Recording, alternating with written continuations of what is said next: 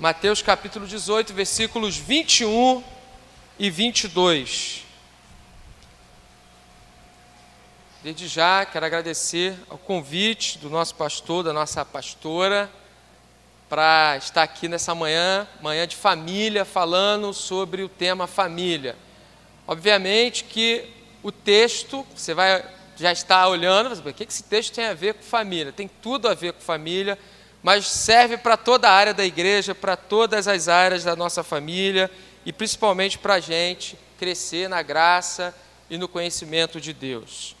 Antes de lermos o texto, vamos orar, vamos pedir ao Senhor que nos ilumine nosso coração, a nossa mente, para que a gente compreenda o que o Senhor tem a tratar conosco nessa manhã. Pai, louvado, engrandecido seja o teu nome. Como tu és maravilhoso, Jesus. Nessa manhã que nos reunimos para tratarmos de assuntos referentes à família, projeto teu, o Senhor a constituiu, o Senhor tem sustentado, o Senhor tem zelado, o Senhor tem protegido e dado a sua graça e o seu amor sobre os lares da tua igreja, fortalecendo cada um dos pais, mães, filhos e toda a parentela, todos que entram por este lugar, Senhor, tem sido abençoado por Ti. Te louvamos, ó Pai, pelo texto que o Senhor colocou em nosso coração para meditarmos nessa manhã. E te peço, Senhor, encarecidamente, no poder do Espírito Santo, que o texto que vai ser lido, explicado, aplicado, faça efeito, um bom efeito no coração de cada um dos ouvintes desta manhã. Que estejamos, ó Pai, com os nossos corações sedentos a ouvir a Tua palavra, a ouvir a Tua voz, falando em cada coração, ministrando do Teu amor, da Tua graça, da Tua misericórdia, do Teu perdão sobre cada um de nós, Senhor. Ilumina, Pai, a nossa mente, o nosso coração. É o que nós te suplicamos em nome e por amor do nosso Senhor e Salvador Jesus Cristo. Amém. Gente, são 2 versos. A gente pode ler juntos. Vamos lá na versão, eu falei lá, na outra versão, filho. Mas pode ser nessa mesmo? Pode ser nessa. Não, Anto, pode deixar nessa. Não tem problema não. Não muda muito, eu não tem muitas palavras aí que são diferentes não. Esse texto aqui é o texto mais direto, mais prático sobre perdão. Tem como você errar aqui. Mas vamos lá, vamos ler juntos? Eu vou ler também porque a minha versão é um pouco diferente. A minha versão é a revista atualizada. Vamos lá? Juntos? Então, Pedro, aproximando-se, perguntou a Jesus: Senhor, até quantas vezes meu irmão pecará contra mim que eu lhe perdoe? Até 7 vezes? Jesus respondeu: não lhe digo a você que perdoe até 7 vezes, mas até 70 vezes 7. Amém. Palavra do nosso Senhor Jesus Cristo. Um poeta galês, sacerdote da igreja anglicana, do século XVI, chamado George Herbert, ele disse uma frase muito interessante sobre o perdão. Ele diz o seguinte: aquele que não consegue perdoar os outros, destrói a ponte por onde irá passar. Aquele que não consegue perdoar os outros, destrói a ponte por onde irá passar.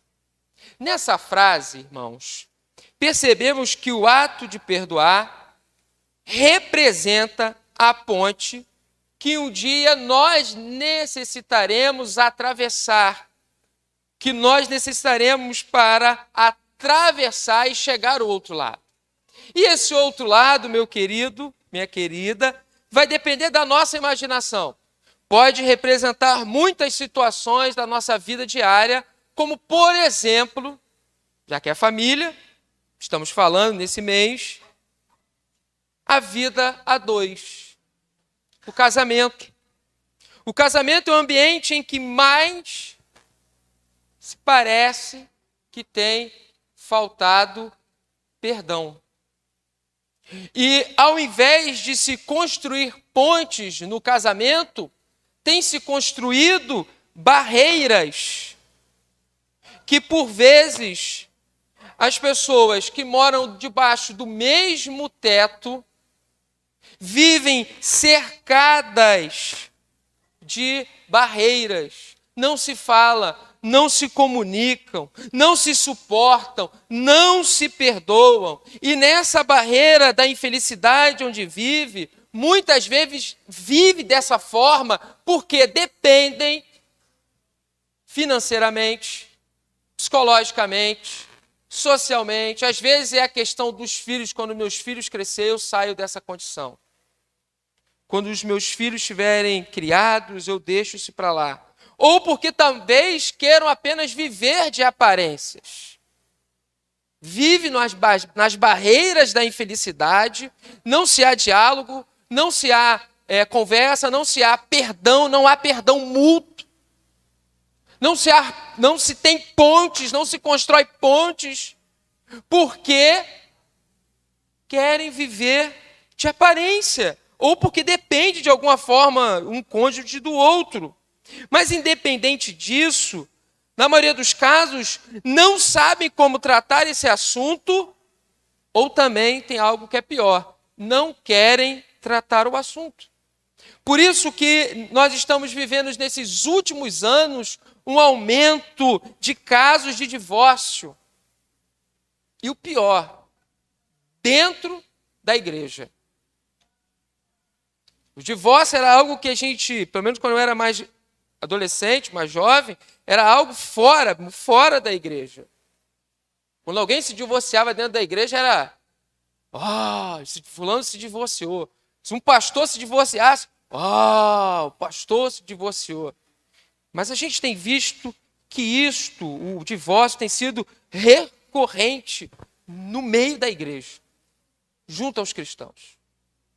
E o que nós apontamos é o seguinte, meu irmão: não há construções de ponte, não há perdão. Portanto, saber perdoar é vital para a nossa existência como cristãos. Uma vez que para perdoar se faz necessário experimentarmos ser perdoado. Pois não podemos esquecer que somos devedores uns dos outros, que nós somos falhos uns para com os outros. Então, como viveremos sem caminhar na estrada do perdão? Se não conseguimos perdoar o próximo, como encontraremos sentido para a vida? Se a gente não consegue perdoar aquele que vive com a gente debaixo do mesmo teto, que convive com a gente 24 horas, como que a gente consegue perdoar quem está fora desse círculo de família? Como que a gente encontra sentido para a vida se a gente não perdoa? Se a gente não recebe perdão? E ao olharmos o texto bíblico, o texto que nós lemos, obrigado, meu irmão, nós vemos que um dos discípulos do mestre lhe faz uma pergunta com um certo tom, com um certo ar de grandeza. Até 7 vezes? Porque os rabinos perdoavam no máximo até 3 vezes. E Pedro vem para Jesus e diz o seguinte: olha, Pedro queria se mostrar mais benevolente que os rabinos, que os fariseus, e diz: Senhor, até 7 vezes devo perdoar meu irmão? No entanto, Jesus o traz para uma realidade, para a realidade do seu reino. Jesus chama Pedro, então, para a realidade do reino de Deus. E no reino de Deus as pessoas se perdoam quantas vezes forem necessárias. Porque se Cristo, sendo eternamente santo, justo, inculpável, morreu pelos pecadores, sendo eles ainda inimigos de Deus, a morte então de cruz anunciou que há perdão para todos aqueles que creem em Cristo. no reino de Deus não pode faltar perdão. E você, meu querido irmão, minha querida irmã, você que está nos assistindo pelo YouTube, você que confessa Jesus como o único suficiente Salvador, você faz parte do reino de Deus, e no reino de Deus não há falta de perdão. O 70 vezes 7, meus queridos, significa o seguinte: infinitamente. Você vai ficar contando? Ih, já chegou no 71, 72, 73, 70, não aguento mais. Está 490 vezes. Aí 491 eu não perdoo mais. Mas não. Isso significa infinitamente. Então, a gente vê em Cristo Jesus que não há ninguém mais misericordioso no céu e na terra que o nosso próprio Cristo. Esta é a lição que Jesus ensina aos seus seguidores. E reparem o seguinte, que nos versículos anteriores e nos versículos posteriores vai se falar sobre perdão. Nos versículos anteriores, Mateus descreve o ensino de Jesus de como tratar um irmão culpado. E nos versículos posteriores, Mateus vai descrever sobre aquele que recebeu um enorme perdão por uma dívida, né? Uma alta dívida que ele tinha. Esse servo recebe um enorme perdão, mas não sabe perdoar aquele que estava lhe devendo uma quantia menor. Então, todo esse contexto que nós estamos trabalhando no texto de Mateus fala sobre perdão. Então, nesse quadro, nós enxergamos que o ser humano, desde sempre, irmãos, não foi a partir de agora, não. O ser humano é muito egoísta. Porque no primeiro caso, é alguém que não quer receber o perdão. Como tratar um irmão que peca? Versículos 18 até o 20. Versículo 1 até o 20. Né?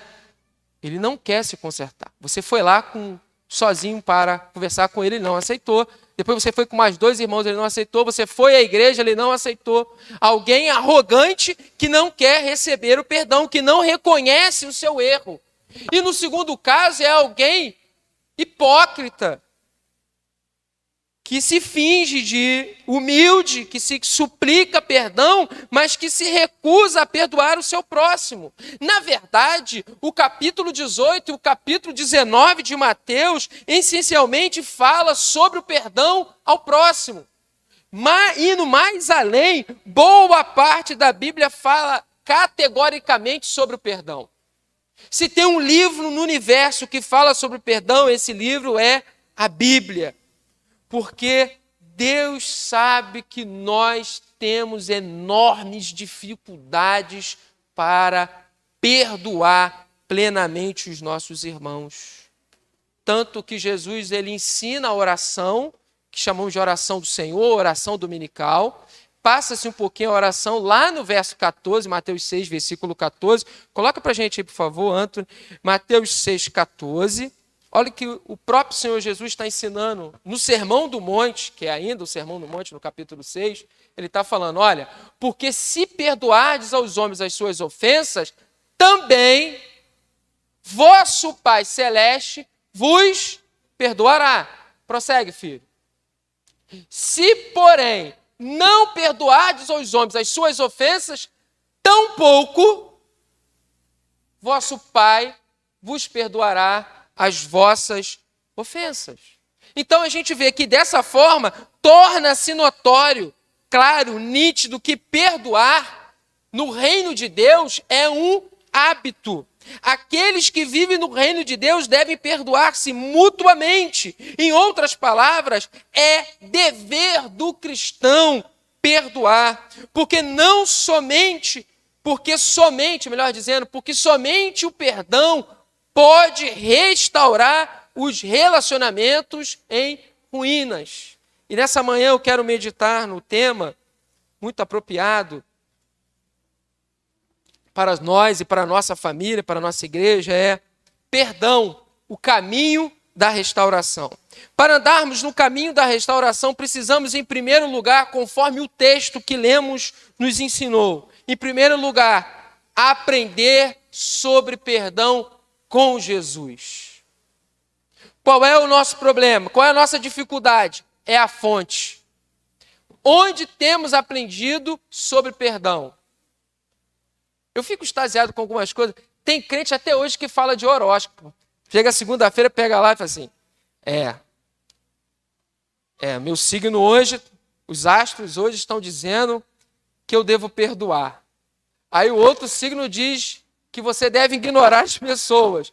O outro diz que você vai receber algo muito bom na sua vida. O outro... Irmãos, aonde nós estamos buscando a fonte quando o assunto é perdão? Reparem que o texto nos ensina que Pedro se aproxima de Jesus. Quando ele quer entender e quando ele quer aprender sobre perdão, ele se aproxima de Jesus. A quem estamos recorrendo quando o assunto é perdão? Pedro vai até Jesus. De alguma forma, esse discípulo buscou no mestre algo que ajudasse a lidar com um tema extremamente importante, mas também um tema extremamente difícil de praticar. A Bíblia praticamente toda fala sobre perdão. Mateus fala muito sobre perdão. Os evangelhos falam muito sobre perdão. Nós temos diversos textos falando sobre perdão. Aí você imagina assim, a Bíblia ela fala muito sobre perdão. Sabe por quê? Porque ela sabe que os seus ouvintes têm muita dificuldade para perdoar. Tem gente doente. Tem gente com o coração pesado. Tem gente somatizando um monte de problemas, porque não aprendeu com Jesus sobre o perdão. E nós temos que estabelecer alguns princípios que nos ajudarão a praticar o perdão. Primeiro, que nós devemos ser compassivos, mas não fracos. Quando o assunto é perdão, irmãos, nós temos que ser compassivos, mas não fracos. Não podemos ser indiferentes ao mal. Mas isto não significa que devemos guardar ressentimentos. E eu pesquisando sobre o perdão, irmãos, eu vi que há alguns passos que precisam ser dados. Há princípios implícitos em todas as passagens bíblicas e há princípios explícitos nas passagens bíblicas. Primeiro, há um caminho, né?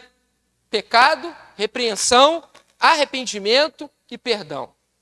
Não há possibilidade de perdão, em geral, não há possibilidade de perdão se não houver arrependimento. Este princípio é indispensável para que haja reconciliação. A gente faz uma pesquisa na Bíblia e a gente não conseguiu encontrar nada ainda que haja perdão sem arrependimento. Em alguns casos está explícito, como eu disse, outros está implícito. E, exagerando um pouco, para e pensa, se todos os seres humanos, todos que eu digo são os 7 bilhões de habitantes nessa terra e um pouco mais, talvez, fossem perdoados, perdão, sem arrependimento, sem saber que errou, sem ter repreensão, tá? Eu digo nesse contexto, todos seriam salvos. E se todos fossem salvos, né? Todos fossem salvos, a morte de cruz seria vã. O sofrimento de Cristo na cruz seria vão. Se todos já fossem perdoados, se todos fossem salvos, para que Jesus morreria na cruz? A ideia de uma corrente teológica chamada universalista, que todos vão ser salvos, meu irmão, não é bíblica. Não é bíblica. A ideia que a gente tem ouvido por aí de perdão, muita coisa que nós temos ouvido, não é bíblica. Por isso que é necessário, primeiro, reconhecer o erro. Pequei. Você vai o filho pródigo. O filho pródigo, ele pega tudo que tinha, mata o pai em vida, pega a sua herança e parte. Vai embora. gasta tudo, fica na miséria, deseja comer a lavagem do porco e tem um insight e diz, eu vou voltar para a casa do meu pai, porque na casa do meu pai os servos comem muito melhor do que eu. Eu pequei contra o céu, pequei contra ele, é isso que eu vou dizer. E ele volta, é recebido com amor, com carinho, com um beijo pelo seu pai. Mas ele confessa, pai, pequei contra o céu, eu pequei contra ti.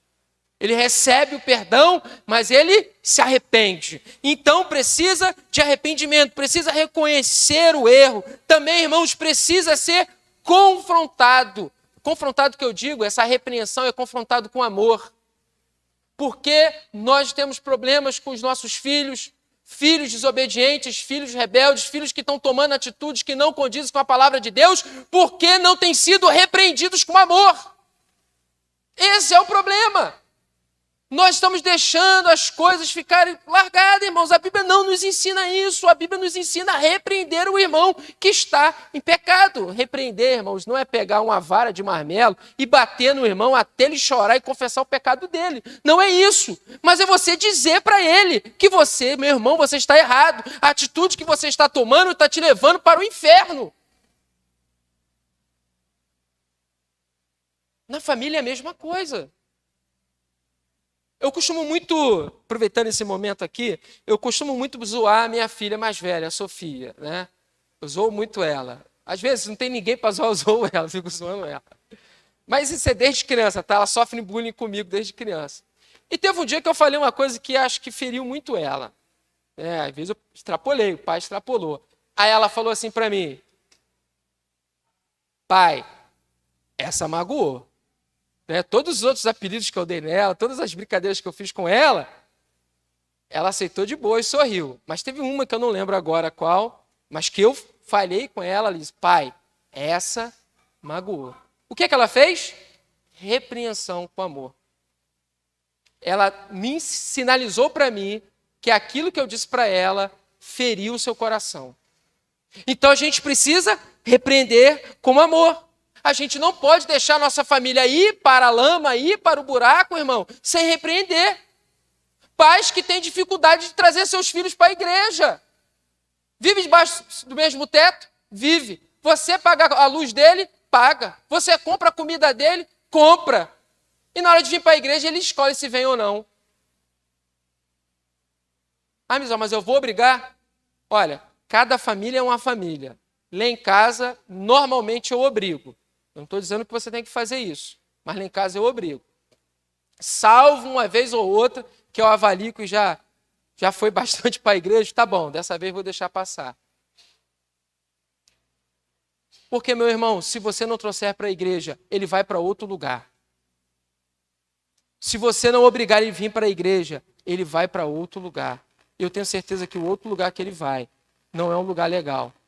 Não é um lugar de pessoas legais. Não é um ambiente bom para o seu filho e para a sua filha. A gente tem que tomar atitude, perdoar, meu irmão. Ser cristão, como eu disse anteriormente naquele princípio, é ser compassivo, mas não é ser fraco. Você não pode compactuar com o mal. Você não pode compactuar com o erro. Aprenda com Jesus, irmãos. Ninguém que chega diante de Jesus, nenhuma pessoa que chegou diante de Jesus não foi confrontada com seus erros. As pessoas gostam muito de falar sobre a mulher adúltera, lá em João 8, 1 a 11. Né? Foi bonito, aquela cena bonita das pessoas querendo apedrejar a mulher que foi encontrada em adultério, Jesus escrevendo no chão e tal. Mas no último versículo ninguém fala dessa passagem. Que Jesus chega para aquela mulher e diz assim, vai, melhor dizendo, nem eu também te condeno. Vai e continue vivendo a sua vida de adultério. Foi isso que Jesus falou? Não. Jesus falou o quê? E não peques mais. Ao paralítico ele disse, olha, não volte a pecar, para que não te aconteça coisa pior. A própria fonte de amor, a própria fonte de perdão, repreende, irmãos. E parece que a gente se distanciou desses princípios, dos quais são princípios bíblicos, cristãos, que trazem vida para a nossa família, para a nossa vida. Sendo repreendido, deixar o erro. Arrependimento é um reconhecimento profundo que você errou e que você precisa deixar o seu erro, para que no fim você receba o perdão. Ou seja, a dívida seja apagada, não impor mais a culpa, ou não levar mais a culpa, arcar com os prejuízos. Quando você perdoa alguém, dependendo da situação, você arca com aqueles prejuízos, mas por amor você arca com aqueles prejuízos, porque você vê que aquela pessoa não tem mais condições de te pagar. Foi o que fez esse rei aqui. Ele não cobrou mais, tá bom, não tem como você me pagar, eu sei que não tem, então está perdoado. Arcou com os prejuízos. Perdoar é isso. Tudo isso sem ressentimentos. Portanto, irmãos e irmãs, há esperança para as nossas famílias, há esperança para os nossos casamentos, há esperança para os nossos filhos, há esperança para a nossa igreja, porque nós temos cada vez mais que aprender sobre perdão aos pés de Cristo, entendendo que Ele é a fonte inesgotável de amor. E todos que se acham incapazes de perdoar, recorram a Cristo Jesus. Não, meu irmão, Deus não te chamou para você ser da mesma forma. Você entra na igreja e diz, eu tenho muita dificuldade para perdoar. Passa 20 anos. Como é que está você, meu irmão? Continuo com a mesma dificuldade de perdoar. Eu sou o mesmo. Eu vou dizer uma coisa para você. Você passou 20 anos na igreja, mas não teve um encontro real com Cristo Jesus. Que a primeira coisa que Jesus vai trabalhar na sua vida é essa sua dificuldade de perdoar, porque no reino de Deus as pessoas se perdoam. Prosseguindo, temos muitos ensinos sobre o perdão fora da Bíblia, mas nenhum deles pode superar o que Cristo ensinou. Porque na própria cruz, no momento de vergonha e dor, Ele clamou por perdão ao Pai. Pai, perdoa-lhes, porque eles não sabem o que fazem. Ele clama pelo perdão ao Pai, aos seus ofensores. Contudo, como eu disse, nesse contexto aqui está implícito que o perdão clamado na cruz alcança a todos aqueles que se arrependem dos seus pecados. Porque senão, irmãos, como é que a gente vai ficar falando de pecado sem arrependimento? Quando Jesus clama pelos aqueles ofensores, clama por todos aqueles que colocaram ele na cruz, que o colocaram com coroa de espinha, que pregaram as suas mãos e seus pés no madeiro, para aqueles que se arrependerem, que confessarem Jesus, que crerem em Deus, serem perdoados de tamanho pecado. Porque se tem algo que a humanidade fez de pior em toda a história, foi crucificar o nosso Senhor Jesus. Agora, o que eu vejo ainda em Mateus, se tem alguém que experimentou profundamente ser perdoado, esse alguém foi o próprio escritor desse evangelho. Mateus foi alguém que experimentou um perdão profundo do Senhor Jesus. Mateus era um coletor de impostos. E ser um publicano era ser um traidor da pátria. E o texto sobre a conversão de Mateus é simples. Jesus passa, vê-lo na coletoria de impostos e fala assim, segue-me. Jesus, com sua voz mansa e o seu olhar profundo, chama Mateus na coletoria, chama Mateus no crime, chama Mateus no seu pecado. E ali houve arrependimento, sim, houve. Por quê? Mateus se levanta, deixa a coletoria e segue Jesus imediatamente. É isso que nós precisamos fazer hoje, meus irmãos, minhas irmãs. Deixar o pecado e seguir o Mestre. Deixar o pecado, seguir o Mestre e aprender com ele sobre o perdão. Segundo ponto, para andarmos no caminho da restauração, precisamos, em segundo lugar, aprender que a misericórdia humana não supera a misericórdia de Deus. Seguindo o texto, Pedro se aproxima de Jesus e diz: até quantas vezes meu irmão pecará contra mim, que eu lhe perdoe até 7 vezes?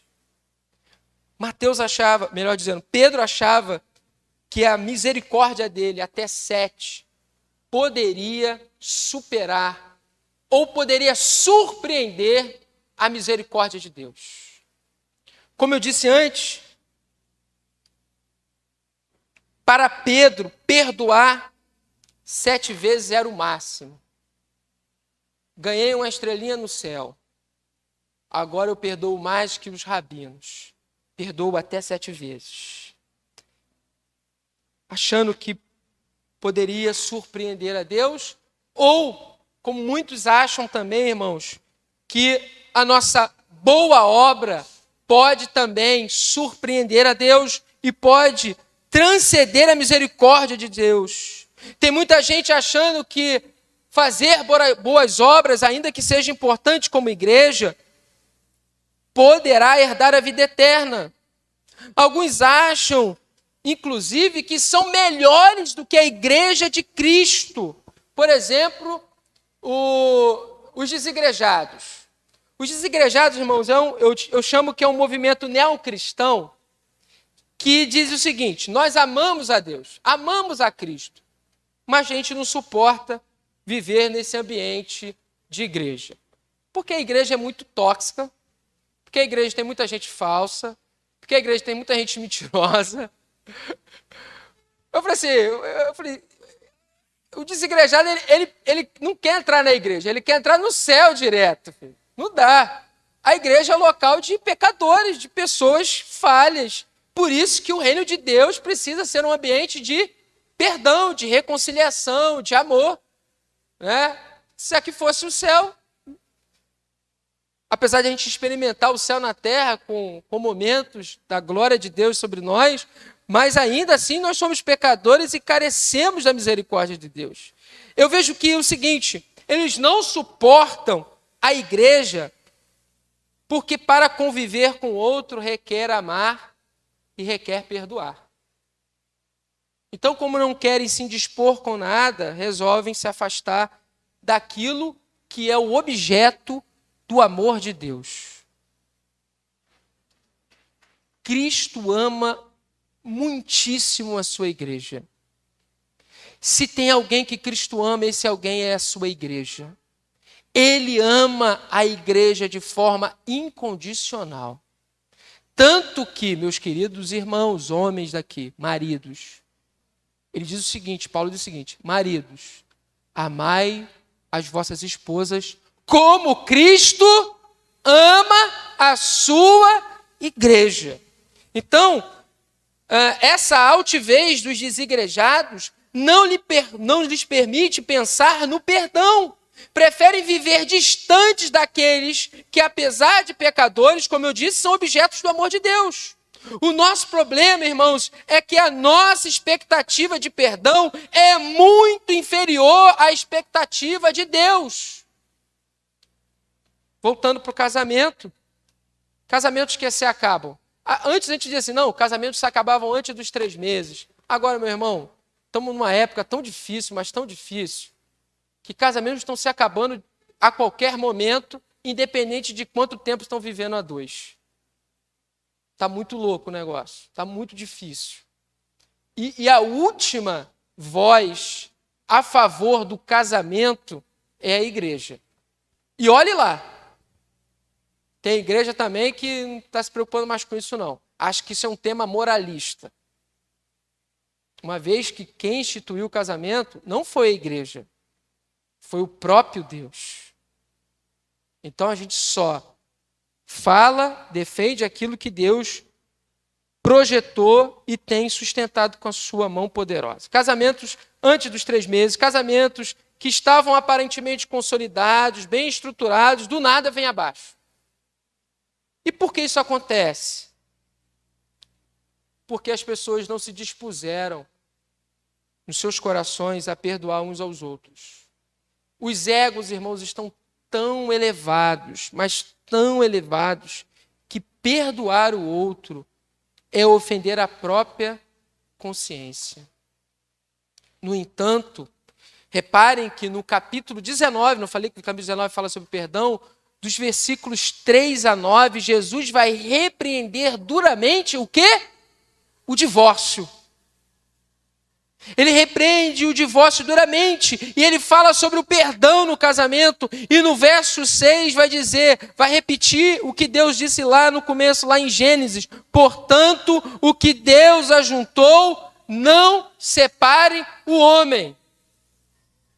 O que podemos concluir é que na vida a dois, o perdoar deve ser uma ação efetiva. A união entre o homem e a mulher é abençoada por Deus. Então, meu querido irmão, minha querida irmã, você que está nos assistindo pelas redes sociais, risque do seu dicionário a possibilidade da palavra divórcio e coloque no lugar dessa palavra, mais uma vez, a palavra perdão. Já casa pensando em se divorciar. Se não der certo, eu me divorcio. Se não der certo, eu me separo. Aí faz, pede a bênção de Deus, aquela coisa toda. Mas eu aprendi o seguinte, meu irmão. Todo casamento entre um homem e uma mulher, legítimos, são abençoados por Deus, independente se o padre, se o pastor, se o pai de santo deu a bênção. Independente disso, já é abençoado por Deus. Porque é um princípio bíblico. É o homem, o seu ego elevado. Falava-se muito, há um tempo atrás, sobre incompatibilidade de gênero. Agora o negócio está tão avacalhado que é qualquer coisa e pronto mesmo. E acabou. E Jesus aqui, no capítulo 19, Mateus relata que ele ensina algo que é sobre o adultério e sobre, então, o repúdio, deixar a mulher. Só que, meu querido irmão, ele fala isso, que Moisés deu a carta de divórcio, mas pela dureza do nosso coração. O que eu tenho que fazer, então, eu como marido? Primeiro, cumprir o que a Bíblia diz. Amai as vossas esposas como Cristo ama a igreja. Ame a sua esposa. Peça a Deus amor no seu coração. Perdoe o que for necessário perdoar. E vice-versa, irmãos. A gente precisa orar mais pela nossa família nesse contexto. A gente precisa orar mais pelas famílias nesse contexto. A gente precisa clamar a Deus para que as famílias cada vez mais sejam unidas e bem estruturadas. Porque o perdão é o caminho para a restauração do nosso lar. E diante disso podemos concluir também que Deus quer que a sua igreja viva em família, e em famílias felizes, completas, cheios de amor, mas não com base no amor fraco. Olha, irmãos, o conceito que a gente ouve de amor por aí não tem muito a ver com o conceito de amor da Bíblia. Primeiro, a palavra nos diz que Deus disciplina a quem ama. Então, quando nós somos disciplinados por Deus, não é um ato do ódio dele sobre nós, mas é um ato de amor. Segundo, que Deus, constantemente, Jesus nos repreende. Ele quer orientar a direção que devemos caminhar. Ele quer que nós perdoemos uns aos outros. Ele quer que amemos uns aos outros. Mas a gente precisa entender que amar é repreender com sinceridade, mas também com gentileza, com humanidade. Não deixe, meu irmão, minha irmã, sua família ir por água abaixo, porque você achando que você não fala nada, Você está amando. Olha, quando você se omite, escuta o que eu vou te falar nessa manhã, que quando você se omite, quando você fica quieto, quando você deixa passar, você não está melhorando a sua família. Você está destruindo a sua família. A fachada que se coloca é de um amor enorme. Mas no meio é destruição. A morte de Jesus na cruz, irmãos, foi porque o pecado não pode ficar impune. Entende? O pecado não pode ficar impune. Então, o próprio Deus se entrega para morrer pelos pecadores, para que o pecado não ficasse impune. E o que cabe a cada um de nós, como filhos de Deus, é confessarmos os nossos pecados, nos arrependermos dos nossos pecados e nos voltarmos para Deus e encontraremos nele pleno perdão. Porque quando você perdoa o outro sem que ele haja, sem que ele seja devidamente repreendido, isso aqui é muito importante, sem que ele mostre arrependido, sem que ele seja repreendido, sem que ele se mostre arrependimento, melhor dizendo, na verdade, como eu já disse, você está permitindo que aquela pessoa, que o seu cônjuge, continue te ofendendo, continue te magoando, continue te ferindo. Eu sei que para isso vai ter que ter diálogo. Eu sei que para isso vai ter que ter oração. Eu sei que Deus está nos colocando no corredor estreito, dizendo, olha, eu tenho que mudar essa parte da minha vida. Quando a gente dá as costas, finge que não ouve e usa de outros artifícios que não é aquele que a Bíblia nos ensina, a gente simplesmente está permitindo que os outros nos ofendam e nos magoem. Perdoar, na maioria das vezes, não significa deixar para lá e que a vida que se segue. Não pense, meu irmão, minha irmã, que a sua misericórdia pode superar a misericórdia de Deus. O próprio Deus exige arrependimento para recebermos o perdão. Rapidamente, abre aí. Como trouxeram a jarra de água, então não precisa falar rapidamente não. Abre aí a sua Bíblia, coloca aí, meu filho. Atos 2, 37, 38.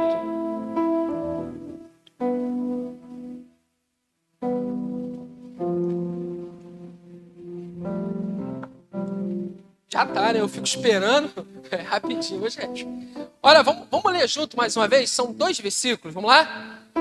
Ouvindo eles estas coisas, compungiu-se-lhes o coração e perguntaram a Pedro e aos demais apóstolos: que faremos, irmãos? Olha o que Pedro vai responder. Respondeu-lhes Pedro: arrependei-vos e cada um de vós seja batizado em nome de Jesus Cristo para a remissão dos vossos pecados e recebereis o dom do Espírito Santo. Deixa na tela. Arrependei-vos, o que faremos? Isso se aplica à nossa vida diária. Isso se aplica à nossa família, ao nosso casamento, ao nosso relacionamento no trabalho. Eu sei, irmãos, que, por exemplo, está no trânsito. Uma vez, eu no trânsito, eu não sei o que eu fiz, mas um carro parou do meu lado assim e os 4 caras começaram a me xingar. Eu falei, pois vamos me dar tiro. Eu não sei o que eu fiz, eu fiquei até hoje pensando. Me ofenderam de tudo quanto é jeito. Só não me chamaram de bonito. O que eu fiz? Foi fazer nada, deixa pra lá. Tem situações na vida que é assim. Tem situações na vida que não tem o que fazer. Você não vai levar esse rancor pro seu coração. Tem situações que a pessoa que te ofendeu, ela é tão sem noção, tão ignorante, que você não tem muito o que fazer. Ela nem vai compreender se você for falar com ela. Tá? Mas tem situação, irmão, que precisa ter repreensão, sim, é amor.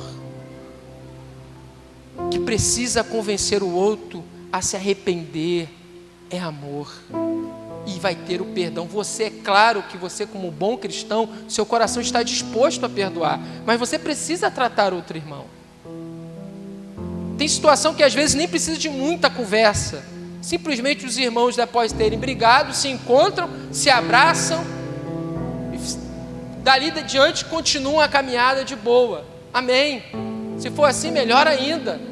Mas o que nós estamos aprendendo nessa manhã é que quando o Espírito Santo foi derramado sobre a igreja, quando o Espírito Santo caiu sobre a igreja de forma poderosa, em que o povo à volta viu isso e se tremeram e diziam: o que vamos fazer? O que faremos então? Pedro assume e diz: olha, arrependei-vos dos vossos pecados, convertei-vos ao Senhor. Claro que Deus é infinito em amor e misericórdia a nos perdoar, claro que é, meu irmão, mas você precisa se arrepender do seu pecado. E é isso que nós vamos falar no terceiro ponto, quando o texto diz aqui: respondeu-lhe Jesus, não te digo até 7 vezes, mas até 70 vezes 7. Então, para andarmos no caminho da restauração, precisamos, em terceiro lugar e finalmente, aprender que no reino de Deus o perdão é sem limites. Tem limite? Não tem limite. Ah, Misal, mas isso é uma coisa que deixa as pessoas meio sem vergonha. Não. Isso é amor. Porque a Bíblia diz: cuidado da forma que você julga. Porque da forma que você julga é a forma que você vai ser julgado. Se você libera uma palavra de perdão com misericórdia, é a forma que você vai ser julgado pelas pessoas, por Deus. Agora, quando você se acha ultra, super crente, só falta voar, cuidado, que quando você vacilar, as pessoas também vão pegar no seu pé da mesma forma que você tem pegado no pé delas, tá? Que o arrependimento, primeiro, fica claro que o arrependimento é necessário. Mas, por outro lado, o reino de Deus é um reino que o perdão é constante. Quantas vezes o irmão se arrepender, quantas vezes ele será perdoado.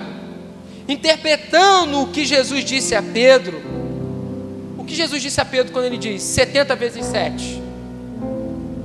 Ele diz o seguinte: nunca pare de perdoar. O que o Senhor Jesus está dizendo nessa manhã para o meu coração caído, para o seu coração: nunca pare de perdoar. O que Jesus está dizendo para os casamentos, para as famílias nessa manhã que estão nos acompanhando também pelas redes sociais: nunca pare de perdoar.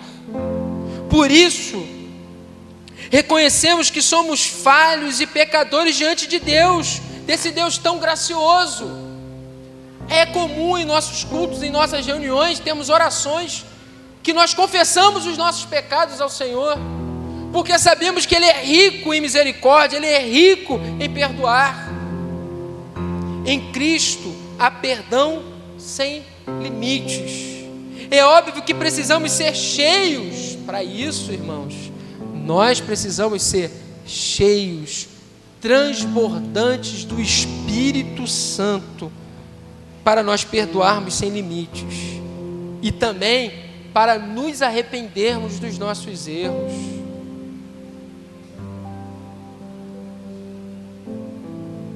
Sem limites também.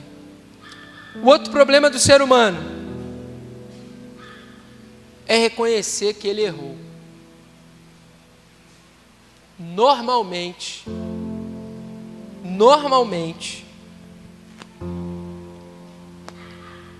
a gente diz que foi o outro que errou. Na vida 2, quem errou foi o Misael? Não, foi a Priscila. A gente bota a culpa no outro. A gente bota a culpa em quem está à nossa volta. Lá no trabalho, tem uma galera que pensa assim: mas também isso aqui não funcionou. Mas também eu não tive essa informação. Mas também... E às vezes, meus irmãos, na igreja, com os amigos, o nosso ego elevado costuma culpar as pessoas à nossa volta pelos nossos erros. Nós, irmãos, com toda sinceridade, com todo carinho que eu vou falar agora, a gente precisa tomar vergonha na cara e assumir que a gente é pecador, que a gente erra, e que erra no casamento, que erra na igreja, que erra no nosso trabalho, que erra nas nossas amizades. E se for o caso, se arrepender, pedir perdão a quem nós ofendemos. Porque é muito bonito falar de perdão, irmãos. Mas quando eu me deparei com o texto e estudando o texto e o contexto, eu falei: Senhor, misericórdia. Porque nós vamos nos enchendo de tantas coisas infrutíferas, de tantas coisas que não levam a lugar algum, irmãos, que a gente acha que nós somos o supra-sumo da santidade e que não cometemos erro algum, e se cometemos são erros que não são perceptíveis, mas a todo momento a gente falha assim. A gente precisa de uma igreja muito mais unida, de uma família muito mais unida, quando a gente reconhecer que a gente erra. Reconheça o teu erro. Você tem sido um bom pai, você tem sido um bom marido, você tem sido uma boa esposa, você tem sido um bom filho, uma boa filha, você tem sido uma boa mãe. Você já parou para pensar nas suas atitudes com aqueles que estão à sua volta? Você já parou para pensar o quanto você tem prejudicado ou ajudado quem está à sua volta? Você tem sido sal na terra, você tem sido luz no mundo. Porque a gente gosta de fazer o discurso para os outros, principalmente o pregador, né? Você faz o discurso para os outros, irmãos, mas quando o discurso é para si, você tem sempre uma saída. E Deus não quer tratar somente alguns, mas Deus quer tratar a sua igreja num todo. O único, irmão, que não falhou em momento algum e não falha, esse é o Senhor Jesus. Porque eu não tenho medo de falar que você erra, porque a Bíblia diz que você é pecador. Porque Joãozinho, lá no final da sua vida, depois de escrever Apocalipse, ele diz: se dissermos que não cometemos pecados, somos mentirosos. A gente erra pra caramba, irmãos, mas a gente não reconhece. Tive a oportunidade, a bênção de receber a culpa por uma atitude que a pessoa teve. Ela jogou a culpa em cima de mim. Eu falei: bota na conta, irmã, tá tranquilo, pode botar na conta, irmão, pode botar na minha conta. Fiquei tranquilo com isso. Só teve uma atitude, tomou uma atitude e falou assim: mas eu estou tomando isso por causa de você. Eu falei: aleluia, louvado seja Deus por isso. Jesus tomou todos os nossos pecados sobre os ombros dele. Eu levar uma culpa sua, isso aí é tranquilo para a gente. Até porque essa culpa não vai ficar sobre mim, porque essa culpa está sobre o Senhor Jesus, não sobre mim. Eu dei um exemplo aqui, eu já falei demais, mas acontece muito no nosso meio de igreja, irmão. Eu chamo essa pessoa de vacilão. O vacilão diz assim: a igreja errou comigo, vai fazer o quê? Tenho que perdoar? Tá bom, perdoarei.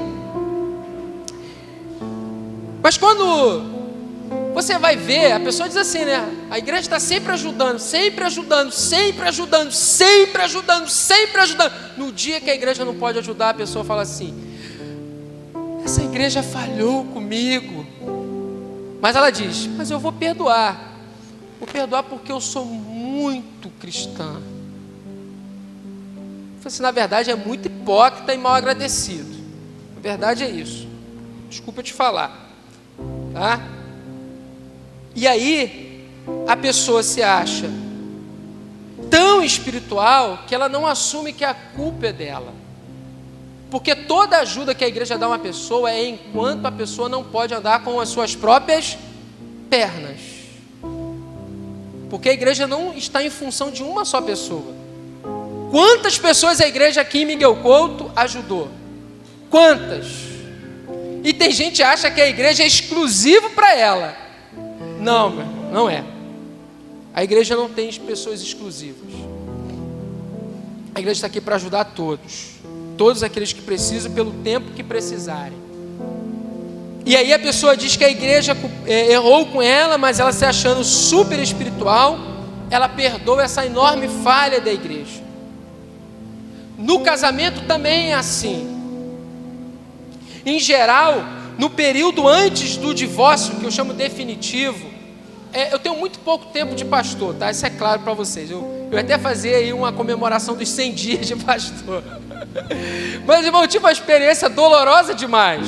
Dolorosa porque, normalmente, domingo à tarde, é o domingo do cochilo, né? Um cochilinho ali, antes do culto, para vir para o culto com toda a força, né? E foi no domingo à tarde que um determinado casal, na verdade, uma das partes, me chamou, porque o casamento estava no fim, precisava, e tinha uma confiança em mim para falar sobre o casamento deles. E o que aconteceu, irmão? Se separar, tá? Porque como o pastor Márcio já me ensinou, eu aprendi aqui no púlpito, pastor, normalmente quando chamo pastor é porque já foi por água abaixo. Dificilmente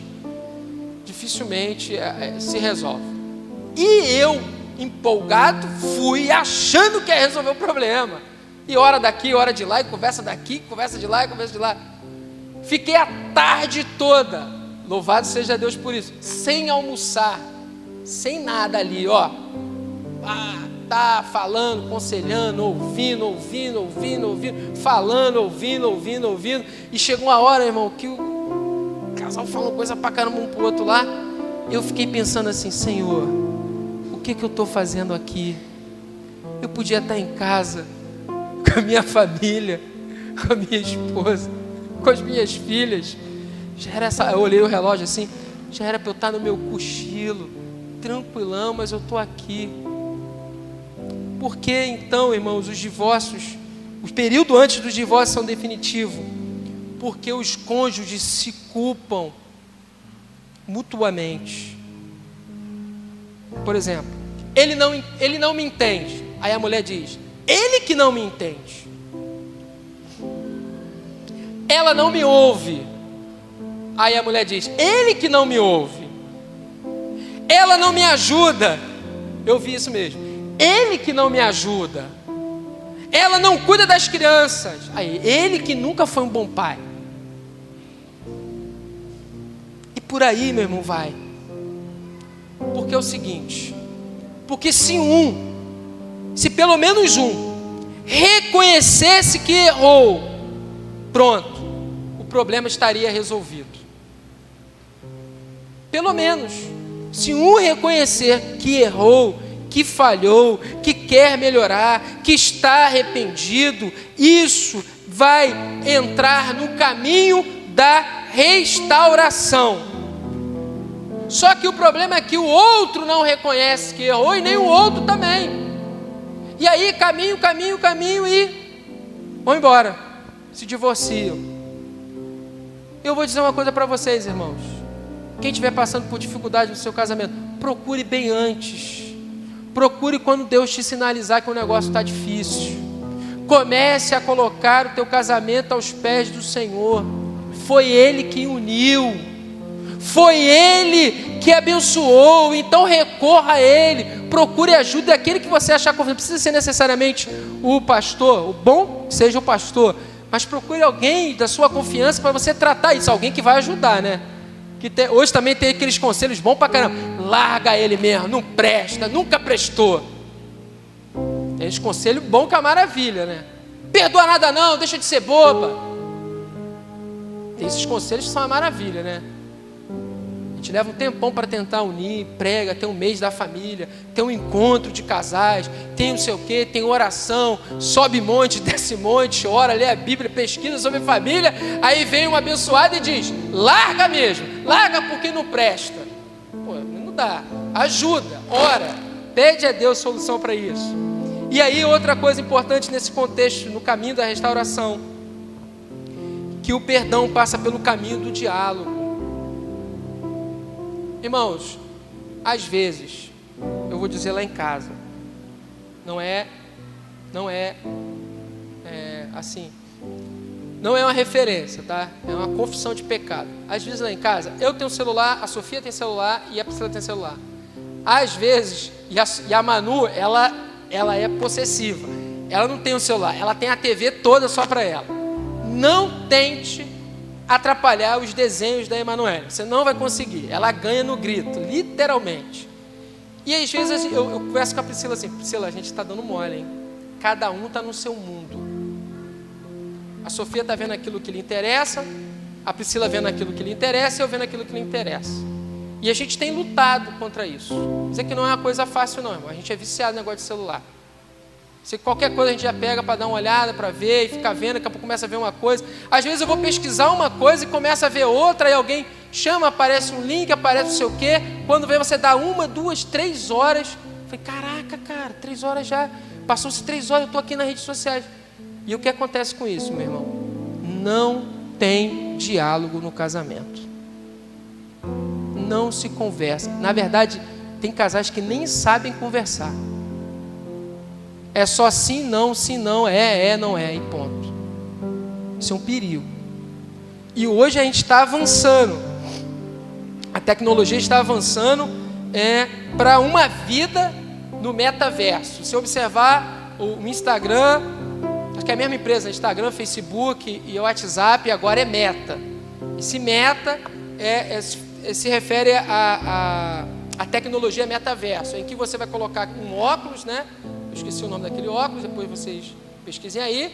E você vai ter um avatar para viver num mundo virtual, né? Você vai para um mundo virtual. Você coloca aquele óculos e aí tem até uma igreja que é assim, o pessoal está criticando, mas eu não vou entrar nesse contexto para discutir sobre isso agora, que não dá tempo. Mas tem até a igreja agora no metaverso, que você coloca o óculos, você aparece lá no templo, você vê as pessoas, é como se você realmente... É muito próximo da realidade. É como se você realmente estivesse no banco ouvindo o pregador, essas coisas todas. Aí tem uma área de lazer lá, você cumprimenta os irmãos, toma cafezinho, tudo virtual. O problema a nossa mente vai aguentar isso? Nós vamos nos adaptar a isso? A gente tem que entender o seguinte: toda tecnologia é boa, mas existe um limite. Existe um limite. A Bíblia diz: não deixe de congregar, como é costume de alguns. Então, não é só isso. É na sua família, é no seu trabalho. Nós estamos perdendo a nossa identidade como seres humanos. E a gente está passando a ser aquela figura no Instagram, no WhatsApp, no Facebook, no Twitter, no YouTube e agora no metaverso. Que daqui a pouco vocês vão ter acesso a isso aí. Se já não tem, de repente eu que estou ultrapassado. Quando teve o WhatsApp, meu irmão, eu levei 1 ano para ter o WhatsApp, só para vocês terem uma ideia, tá? Eu me comunicava por e-mail. Era a ferramenta mais rápida que eu tinha, o SMS. Mas na minha opinião, a minha opinião, tá? Não é a opinião da igreja, mas a minha opinião é que isso vai tornar as pessoas mais próximas, mais distantes. A verdade é que a gente tem que colocar limites, ter disciplina com relação ao uso do smartphone, principalmente dentro da nossa casa. Você vai na praça de alimentação no shopping, a família senta para comer. A família e os amigos. Todo mundo pega o celular e fica. É ou não é? Não é? Era para ter uma conversa boa, era para estar brincando ali e tal, essas coisas. Mas cada um está conversando com alguém que está bem distante. Eu até brinco com a Sofia. Eu falei, vem cá, Sofia, você está fechando algum negócio? Hoje eu peguei no pé da Sofia, né? Em casa vai, pai, eu não gostei disso não. Ela vai falar comigo. Você está fechando algum negócio, Sofia? Você está entrando em contato aí? O que está acontecendo? Ela, não, pai, não é nada não, estou só vendo aqui, etc. Enfim, mas a gente tem que tomar cuidado com isso, porque isso está distanciando as pessoas, irmãos. Mais do que já estava distanciado. Precisa de diálogo, precisa de conversa boa, precisa de sorrir junto, precisa ter atividades que movam a sua vida a estarem próximas uma dos outros, meus irmãos. Quando Deus disse, não é bom que o homem esteja só, vou lhe fazer uma auxiliadora. Eu entendo que o não esteja só, não é só simplesmente, não é só tão grandemente para você ter uma esposa, né? Para você ter um esposo, é para você ter amigos, porque isso que é o bom, que isso que é o legal, é isso que fortalece, é isso que nos ajuda, é isso que transforma e que muda a nossa vida. É ter bons e bons amigos para tudo, para alegria, para tristeza, para compartilhar as suas vitórias, para compartilhar as suas derrotas. O trabalho da igreja hoje é construir grupos de amigos, de amizades, que amem a Cristo e que amem mais pessoas para levarem a Cristo Jesus. E aí, além disso, a gente também vai ter que enfrentar as situações, essa é uma situação mais grave, em que pessoas não estarão dispostas a perdoar e nem estarão dispostas a serem perdoadas. Quando a pessoa não está disposta a ser perdoada, quando a pessoa não reconhece o seu erro, o que eu tenho que fazer? Irmãos, o que você tem que fazer, o que eu tenho que fazer é orar. A palavra diz aqui para considerar ele publicano gentio. É voltar ao começo, é orar por aquela pessoa, é pedir a Deus que quebrante o seu coração, para que haja arrependimento e que você possa suportar o tempo que for necessário, para até que se tenha a reconciliação, que tenha a união novamente. Por isso, meus irmãos, aprendam um segredo, para fechar a nossa mensagem nessa manhã. Aprenda um segredo muito verdadeiro, que não é tão segredo assim. Ame mais a Cristo do que a sua família. Vou repetir. Ame mais a Cristo do que a sua família. Porque quando você ama mais a Cristo que a sua família, não te faltará forças para você amar a sua família. Não te faltará forças para você perdoar aqueles que te ofenderam. Não te faltará forças para você ser humilde e reconhecer que você errou. Não te faltará força para você restaurar o seu lar. Por isso que a gente tem que amar mais a Cristo sobre todas as coisas. Porque amando a Cristo, nós teremos condições plenas de ir amar o nosso próximo, porque, como eu já disse, Cristo é a fonte de todo o amor e de todo o perdão. Para encerrar mesmo, eu quero ler aqui eu tenho falado muito sobre essa oração, que é a oração muito própria para nós, nesse momento, estarmos pensando, que é a oração de São Francisco de Assis. Aí vai dizer, nossa, amizade, essas coisas de católico, né? Essa coisa religiosa. Olha, irmão, ontem eu estava na congregação de Nova América e uma coisa que eu falei lá e eu continuo falando. Sabe o que é a oração religiosa? Não é a oração que o Senhor Jesus nos ensinou, não é a oração que nós vamos ler aqui de São Francisco de Assis. Oração religiosa é se aproximar de Deus só para receber de Deus aquilo que Ele pode te dar. Essa é uma oração religiosa. Você só vai diante de Deus para pedir.